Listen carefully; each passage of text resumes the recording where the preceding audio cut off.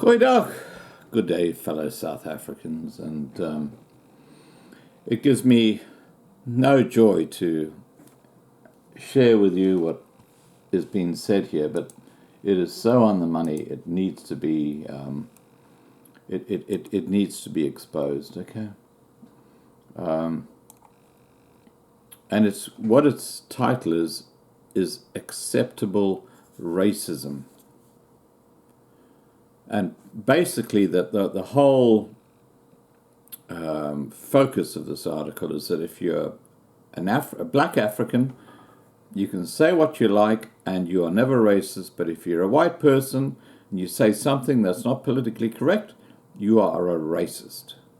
And that is promoted by the mainstream media. And you wonder why. Okay, I'm going to read you the article, and I'll be putting a couple of links down below so you can go and check this out for yourself. This is how biased the media are in the world today. And we all know about TV stations like CNN, which are just fake news. I mean, they just keep on rolling out the narrative of, how terrible what's happening to the black people and how racist the white people are. Now, here is a very interesting look at that completely fabricated claim by the international media. Okay, caption, acceptable racism. How appropriate would it be for a major publicly held American company to hire a person with a history of having publicly made the following statements and many others like them? In the interests of brevity, I shall list only 4. Here are the statements. The world could get by just fine with 0 black people. It's kind of sick how much joy I get out of being cruel to old black men. Dumbass, the F word, black people marking up the internet with their opinions like dogs pissing on fire hydrants. And the final comment is, are black people genetically predisposed to burn faster in the sun, thus logically only being fit to live underground, like groveling, bilious goblins? And the writer says, I think most Americans would find such blatant racism despicable and would condemn any company that knowingly hired such a person. Leftists of every stripe would be in an uproar. Can you imagine a white person saying this sort of shit? This would be on CNN, it would be everywhere, okay? Demanding the dismissal of such an employee. College students and their professors would picket any company that hired such a person. I could be wrong about this, so I'd truly like an employer who would hire such a person to come forward. And of course, no one is coming forward. Now, most Americans would see such statements as racist. But consider this. Suppose we slightly change the wording of each statement, replacing the word black with white. And for example, the world could get by just fine without 0 white people. Would you consider the statement to be just as racist? I would hope you answer in the affirmative. They're all racist statements. The full scoop on these statements can be found in an excellent essay by William Vogel, and it's entitled Racism Revised, and I'll actually put the link down below so you can read it. In the fall edition of the Claremont Review of Books, the racist statements about white people were made by Sarah Young, one of the newest members of the New York Times editorial board. She's actually an editor on the New York Times. Jiang attended the University of California, Berkeley, and Harvard Law School. She decided to become a journalist specializing in technology and the internet. She has an active Twitter account with over 97,000 followers.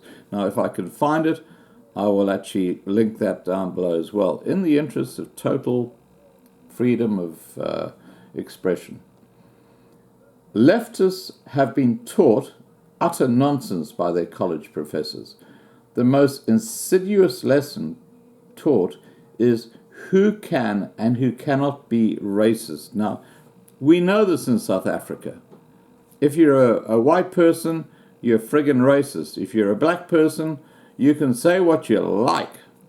You can declare, we're going to kill all the whites, and that is not racist. What the hell is the world coming to? Okay, so we'll just continue with this.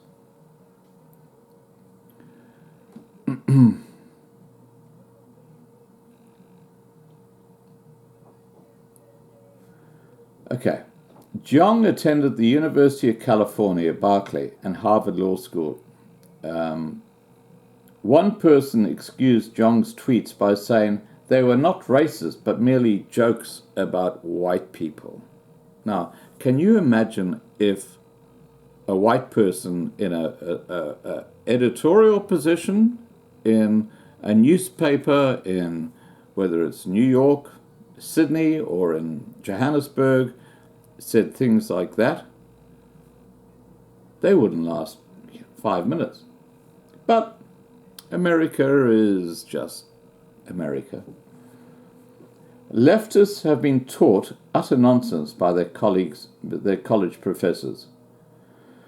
The most insidious lesson taught is who and who cannot be a racist. Jong was born in South Korea in 1988 and became a US citizen in 2017. So she is a minority, okay? Keyword, minority. Now, the only place in the world where minorities are being persecuted and the media just walking away is South Africa. According to the thinking of academia's intellectual elite, a minority person cannot be racist unless you live in South Africa and you are white. Then you are. It's almost like Auschwitz. You know how they all had stamps on their arms so they could be shown as Jewish? If you are white and you're in South Africa, you are condemned. And this is bullshit. We live in the 21st friggin' century, okay? And it's crazy that the masses are letting the media getting away with this bullshit. It really is. Sorry, I'm a bit of a rant, but let's get back to what he says here.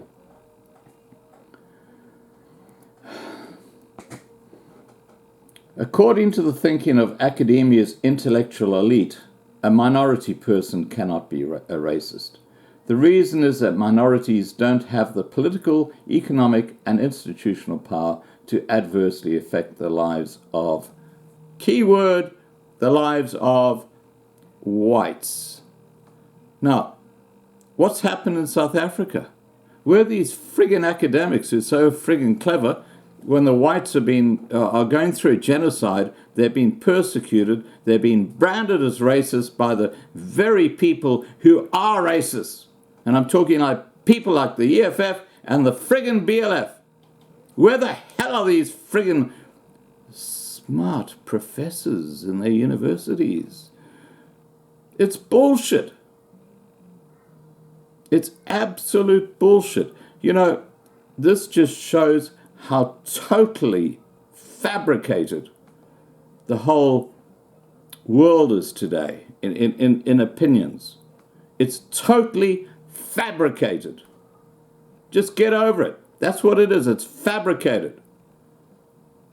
Anyway, I'll just keep on. I'm sorry, I'm having a bit of a rant, but I think you can understand why. Okay, so the fellow continues and says, such reasoning is beyond stupid. I'll repeat that. Such reasoning is beyond stupid. I really would love for someone like Brandy or someone like Valerie, who are going to be on my live stream Sunday night, 8 p.m., this Sunday night, 8 p.m., to have an audience with someone like CNN. They won't, because they're not interested in a narrative that goes against their predetermined perspective on the racist whites and how pure and how innocent the Africans in South Africa are. This is absolute rubbish. I'll be posting a video in about... I'm not going to post it yet because I've got a few days to go with my community standard strike. Once that's gone, I'll post this video and it will open your eyes as to what's actually going on in South Africa. And the reason I'm not going to post it is because the person who posted it had their channel taken down because they got 3 strikes on that particular community thing. And it's a totally innocent video. There's absolutely nothing obscene, nothing... It just speaks the facts, but it goes against the narrative that the mainstream media are trying to present. So I'm walking a little tightrope. Okay, I'm playing by their rules, so I'm going to just hang out there until that community strike is gone, which is in about 4 or 5 days' time. And then once it's cleared, and I can see it's been cleared, I will post this up because it's that darn important. Okay? Anyway, I'm totally off topic, but let's get back to what's happening here. The Washington Post media critic declared that it was racist for Carlson to cast doubt on the proposition that diversity is good.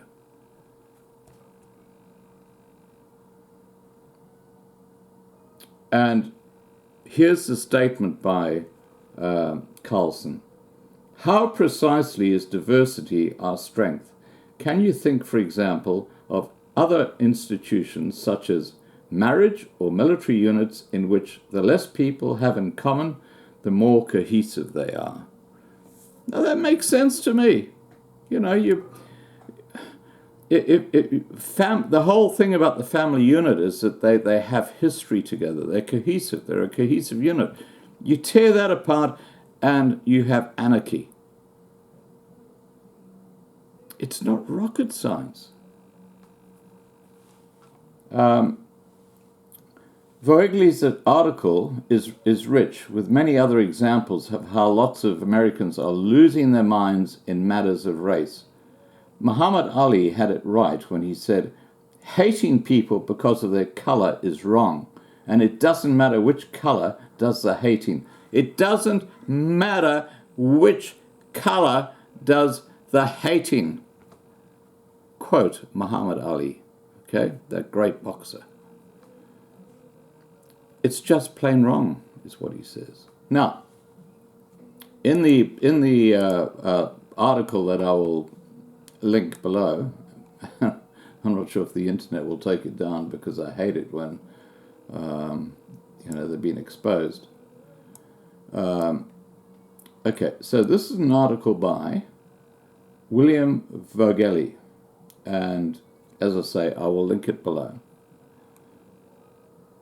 Upon being named a member of the New York Times editorial board earlier this year, Sarah Young immediately became the greatest of rarities, a famous editorialist. So she's the one who decides what goes up on the paper. The experience almost certainly left her nostalgic for obscurity. It turned out that Young, who attended the University of California, Berkeley, and Harvard Law School before becoming a journalist, specializing in technology and the internet, had an active Twitter account. As I say, I'll look for that and try and link it below. That Twitter account now has over 97,000 followers. Readers who examined its archives brought to the public's attention some of Young's most interesting reflections. And these are the quotes from her Twitter account. Dumbass F-word white people, marking up the internet with their opinions like dogs pissing on fire hydrants. It's kind of sick how much joy I get out of being cruel to old white men. I'm just imagining being white and waking up every morning with a terrible existential dread about how I have no culture. Are white people genetically predisposed to burn faster in the sun, thus logically only being fit to live underground like groveling goblins? Now, the comments that I made earlier, all they did was they actually reversed from white to black. These are the actual statements by an editor of the New York Times who holds that position today. Can you understand why the mainstream media are so biased? Anyway, we will continue a little bit more on this line. Those who attacked Rolling Stone's subsequently discredited story about a sexual assault at a University of Virginia fraternity house did so because they couldn't believe nice white college boys were monsters. The skeptics simply channeled established rape culture responses. And they go on to say, have you ever tried to figure out all the things that white people are allowed to do that aren't culturally appropriation? There's literally nothing. The world could be just fine with zero white people. And this is the same editor from the New York Times. And she's holding that position right now. She's in that position right now. Journalist Nick Munro catalogued much, much more in this vein, written from 2013 to 2017. In response to a sudden uproar over Young's postings, she and the Times each issued a statement the day after her appointment was announced. The new editorial hire didn't really mean the harsh things she had written, both declared. Other people had started it by goading her. Now, okay, if someone goads me and I respond, I'm a racist. But somehow, because she is a Korean woman and she's a minority, it's okay for her to do that sort of stuff. What happened to equality between races? Surely you have to be equally equally responsible for what you say and what you do.